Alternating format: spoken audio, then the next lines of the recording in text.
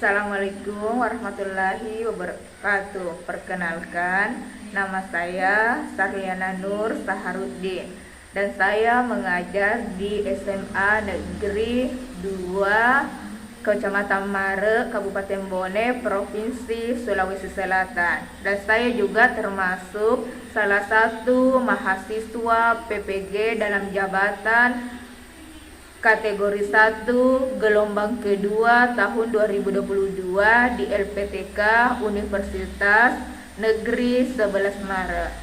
Bismillah, pada kesempatan kali ini saya akan melaksanakan PRT CIN dengan disaksikan dua dosen Bapak dan Ibu.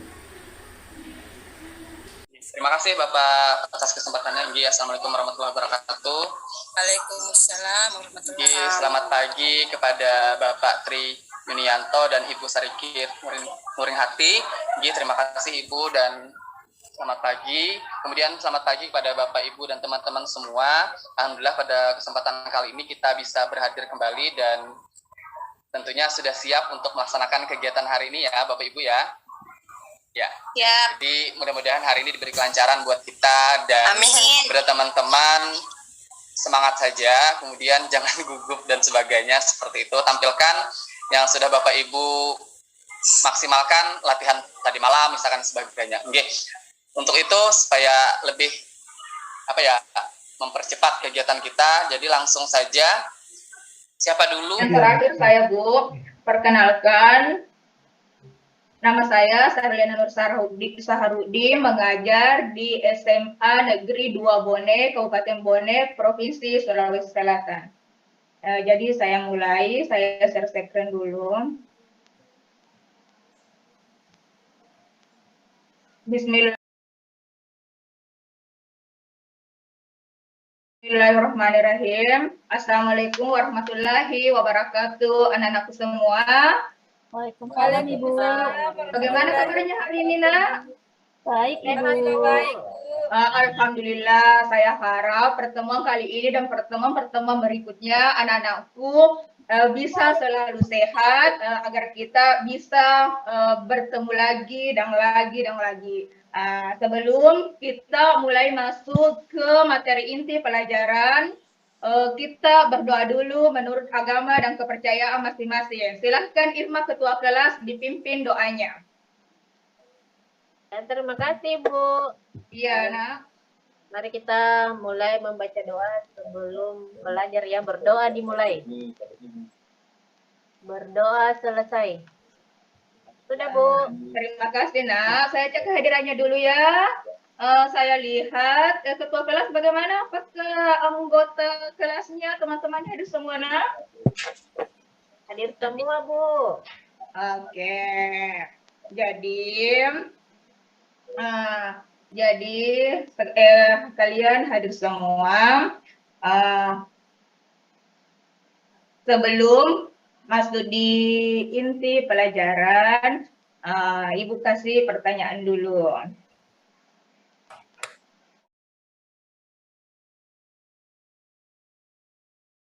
Pernah mendengar atau melihat Candi Borobudur Kana?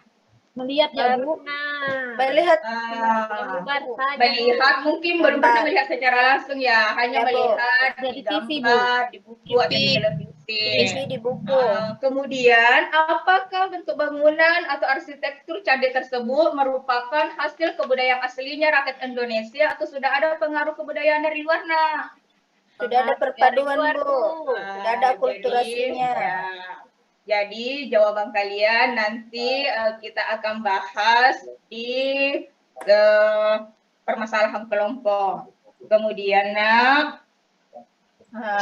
dengan mempelajari maksudnya pengaruh agama dan kebudayaan Hindu-Buddha dalam berbagai bidang, Ibu harap kalian bisa mengambil pelajaran bahwa dari dulu kerukunan antara agama Hindu dan agama Buddha sudah ada. Ibu harap sampai sekarang masih tetap seperti itu. Kita hidup berdampingan dengan agama lain, toleransi ya. Kemudian kita masuk di materi.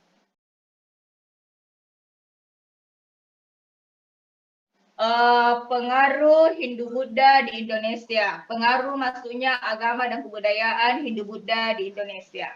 Masuknya, agama dan kebudayaan Hindu-Buddha ini memberikan pengaruh bagi kehidupan masyarakat Indonesia dan mencampurkan budaya Hindu-Buddha dengan budaya Indonesia. Meskipun memberikan pengaruh terhadap kehidupan masyarakat dan budaya Indonesia, akan tetapi tetap tidak mengurangi keaslian atau nilai-nilai dari masyarakat Indonesia dan budaya Indonesia sendiri. Dengan adanya akulturasi atau pencampuran budaya ini menunjukkan bahwa masyarakat Indonesia terbuka akan budaya baru. Kemudian,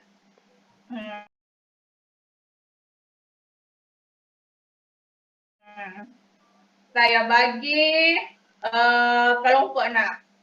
Saya bagi kelompok. Untuk kelompok 1, Irmawati dan kawan-kawan. Untuk kelompok 2, Sri Kartini-Ningsih dan kawan-kawan. Untuk kelompok 3, Kiki Febriadi dan kawan-kawan. Kelompok 4, Nurmawati dan kawan-kawan. Kelompok 5, Abdul Holis dan kawan-kawan. Nanti masing-masing kelompok dapat menganalisis pengaruh agama dan kebudayaan Hindu-Buddha dalam berbagai bidang. Ada bidang agama, bidang politik dan pemerintahan, bidang arsitektur, bidang bahasa, dan bidang sastra. Untuk pembagian tugas dalam kelompoknya, saya percayakan kepada masing-masing kelompok. Ada yang nanti mencari materi, mempresentasikan, ada juga yang menyajikannya dalam LKPD. Bisa dimulai dari sekarang. Ibu beri waktu 30 menit. Silakan dimulai. Untuk selain dari bahan ajar dan LKPD yang telah dibagikan ketua kelompoknya tadi, kalian bisa juga mengumpulkan informasi dari berbagai sumber. Di sini Ibu perlihatkan linknya, kemudian Ibu juga kirimkan di grup WA. Silahkan dicek. Sudah ya, Nak? Sudah, Bu. Oke. Kelompok 1, Irmawati, silahkan presentasikan hasil analisisnya tentang pengaruh kebudayaan Hindu-Buddha dalam bidang agama. Silahkan Irmawati. Iya, Bu. Jadi pengaruhnya dalam bidang agama. Sudah, Bu. Oke. Kelompok 2, silahkan tanggapi. Tidak ada suaranya. Kenapa kecil sekali nih suaranya Sri Kartini? Kasih besar-besar. Ibu, ada Bu, Ibu. Kelompok Kayak 2, Bu, pengaruhnya itu Bu, dari kepala suku menjadi raja Bu, begitu. Tanggapi. Oke, kelompok 3 tanggapi tadi hasil diskusi kelompoknya. Kelompok 1, Nak. Kelompok 4. Kelompok 5. Oke, sudah semua ya? Sudah, Bu. Oke, Nak. Jadi, setelah kalian presentasi, kalian sajikan hasil presentasi tersebut dalam LKPD masing-masing per kelompok. Jadi, di sini Ibu simpulkan bahwa pengaruh kebudayaan Hindu-Buddha di Indonesia itu ada dalam bidang agama, politik pemerintahan, arsitektur, bahasa dan sastra, dan di bahasa dan aksara, dan di bidang sastra. Kemudian, masih ada yang belum dimengerti dari pembelajaran ini hari, Nak? Masih ada yang belum dimengerti? Semuanya sudah dimengerti ya? Ya, Ibu ya. Bagaimana model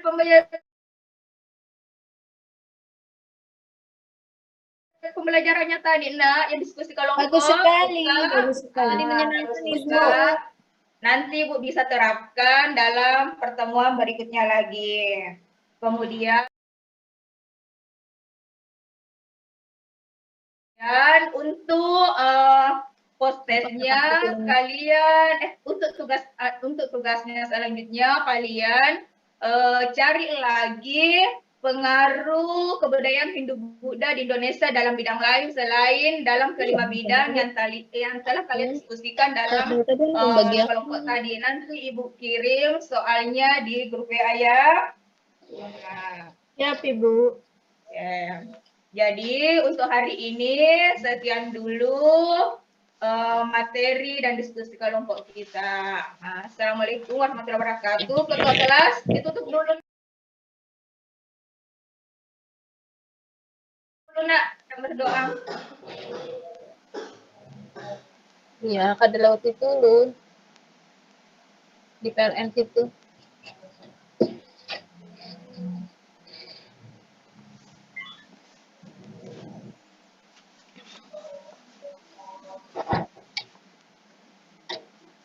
Terima kasih Bu Sarliana. Iya, Bu. Untuk Bu Sarliana, karena saya lihat ini di sini adalah kelas menyebutkan kelas 10, betul? Kenapa, Bu? Menyebutkan kelas 10 ya di modul ajarnya. Iya, Bu, kelas 10, Bu. Nah, tapi untuk modul ajarnya ini masih menggunakan kurikulum 13. Iya, Bu. Nah, ini perlu dibenahi.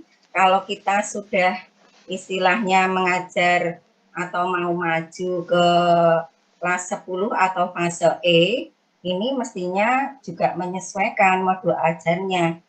Di sini kan tertulisnya kelas 10 tetapi masih menggunakan kompetensi inti dan sebagainya.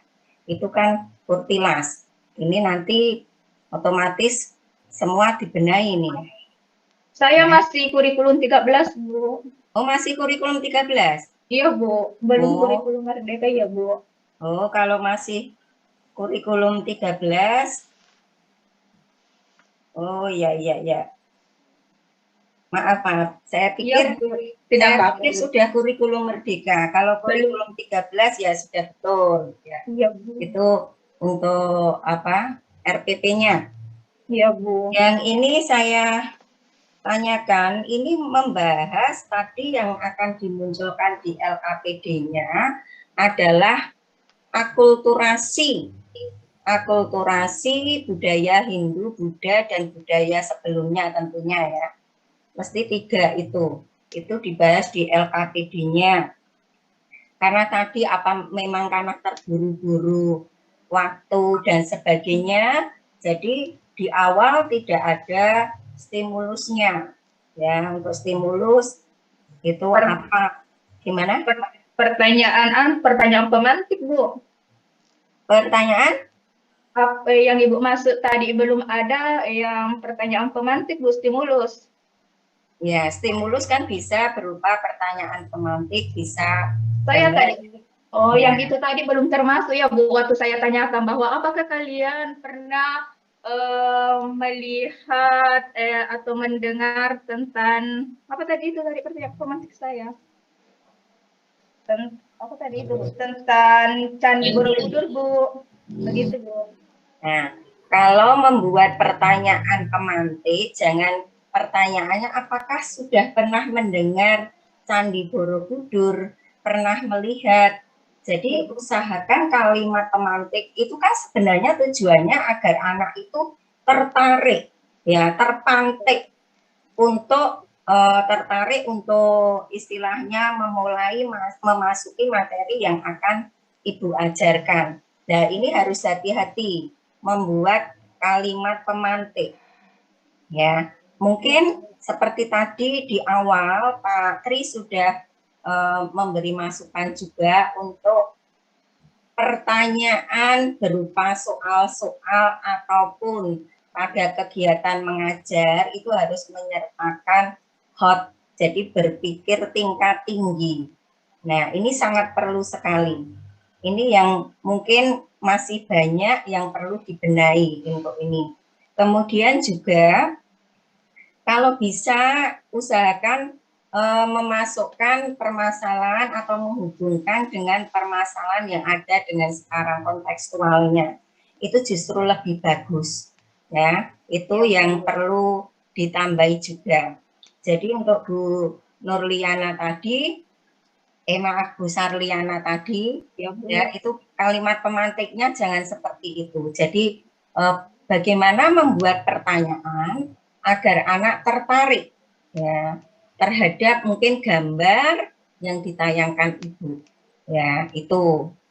Kemudian tadi di LKPD-nya membahas mengenai akulturasi. Tadi tambah langsung ya. Jadi tidak dijelaskan awal apa dulu, sebelum itu baru menuju ke kelompok, membentuk kelompok diskusi. Ini, jadi itu perlu sekali. Jadi setelah membuat kalimat pamante, anak sudah mulai masuk, tertarik, kita mengawali ya dengan Hindu Buddha otomatis, baru nanti mengenai budayanya, baru nanti memunculkan permasalahan di LKPD atau di kelompok diskusi mengenai akulturasinya. Nah, di akulturasi ini jangan sampai hanya Bapak Ibu guru hanya misalnya akulturasi seni bangun Candi Borobudur misalnya. Nah, itu anak harus bisa menunjukkan mana yang pengaruh Budanya, mana yang pengaruh asli Indonesianya, jadi harus jelas. Jadi harus bisa menunjukkan satu persatu. Tidak hanya misalnya seni arsitektur atau bangunan candi ini saja, tetapi dia tidak bisa menunjukkan, oh ini yang Hindunya misalnya, ini yang Budanya, ini yang unsur Indonesia aslinya di sini. Itu anak harus tahu jelas, apalagi kalau itu menganalisis. Menganalisis itu kan istilahnya sudah berpikir tingkat tinggi gitu, ya, karena sudah pertanyaannya menganalisis. Jadi harus secara detail mengungkap mengenai adanya arsitektur, akulturasi baik dalam bidang arsitektur, pemerintahan, kalender dan sebagainya. Ini, jadi itu harus betul-betul jelas. Kemudian tadi ya karena saya tahu karena terburu-buru waktu sehingga penutupan dan sebagainya terlalu cepat, mungkin juga tidak ada evaluasi, kemudian juga apa itu refleksi dan sebagainya. Jadi untuk Bapak Ibu guru di sini sebelum mungkin ini nanti kita tutup, perlu yang tadi masukan-masukan baik dari saya maupun Pak Tri betul-betul dicatat dan dilaksanakan, karena apa? Itu nanti perlu untuk yang berikutnya. Langkah berikutnya yang akan Ibu unggah. Nanti setelah peer teaching ini selesai, saya yakin Bapak Ibu guru di sini, nanti setelah peer teaching ini selesai, saya yakin Bapak Ibu guru di sini harus membuat RPP atau modul aja termasuk video pembelajarannya siklus 1, siklus 2.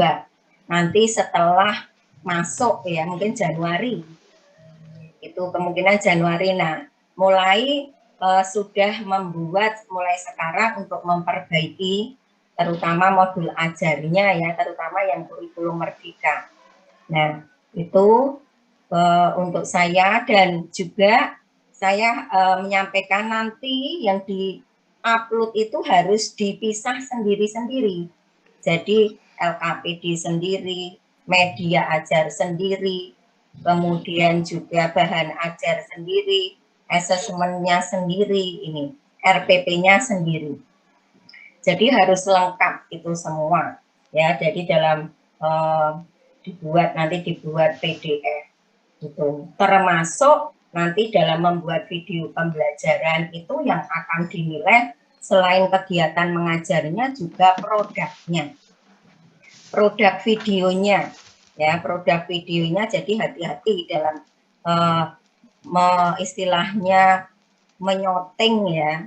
Jadi menyoting itu juga harus suara jelas, tidak ada suara dari luar masuk, kemudian pencahayaannya, pengambilan gambarnya, ya itu harus pas betul, dan waktunya dalam pembuatan video pembelajaran itu kan 15 menit. 15 menit itu sudah harus mencakup dari awal sampai akhir.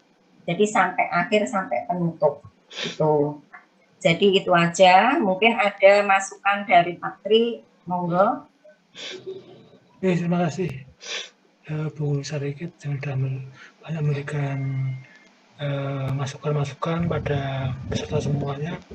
Jadi saya kira tadi awal sampai akhir saya kira sudah semua hal sudah kami sampaikan, baik Bu Sarikit. Jadi beberapa tambahan dari saya. Jadi mohon diperhatikan masukan-masukan itu untuk semuanya. Jadi tidak jadi masukan-masukan itu untuk semua mahasiswa untuk menyempurnakan ini RPP dan modul ajarnya, karena harus lengkap seperti apa yang diberi masukan tadi dari saya ataupun dari Bu Sarikit. Karena apa? Karena modul ajar ini nanti besok pagi akan diuji komprehensif, secara komprehensif akan diuji. Jadi mohon masukan-masukan ini tadi untuk disempurnakan di RPP dan modul ajarnya, karena untuk uji komprehensif. Itu saya kira untuk hari ini, karena waktu sudah banyak melewati dari yang kita jadwalkan, dan ini tadi sebagian yang putra sudah persiapan sholat Jumat, dan di sini juga sudah mau persiapan sholat Jumat. Untuk itu kami ucapkan terima kasih pada Ibu Sarikit yang sudah berkenan hadir dalam briefing hari ini, sehingga memberikan menjelaskan atau membahas mengenai kondisi politik ekonomi sosial budaya. Pertama kali kita pasti sumbernya, sumber dari dalam maupun sumber dari luar, ya, adanya kerajaan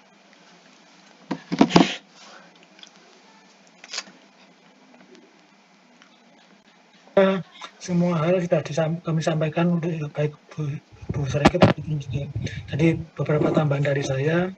Jadi mohon diperhatikan masukan-masukan itu untuk semuanya. Jadi tidak jadi masukan-masukan itu untuk semua mahasiswa untuk menyempurnakan ini RPP dan modul ajarnya, karena harus lengkap seperti apa yang diberi masukan tadi dari saya ataupun dari Bu Sarikit. Karena apa? Karena modul ajar ini nanti besok pagi akan diuji komprehensif, secara komprehensif akan diuji. Jadi mohon masukan-masukan ini tadi untuk disempurnakan di RPP dan modul ajarnya, karena untuk uji komprehensif. Itu saya kira untuk hari ini, karena waktu sudah banyak melewati dari yang kita jadwalkan, dan ini tadi sebagian yang putra sudah persiapan sholat Jumat. Dan Bismillah, terima kasih banyak atas saran, masukan, dan tanggapan kepada Bapak dan Ibu dosen yang telah Bapak dan Ibu berikan kepada saya setelah melaksanakan PRT tadi. Insya Allah saran yang Bapak dan Ibu dosen berikan akan saya terapkan dan perbaiki di perangkat aksi saya.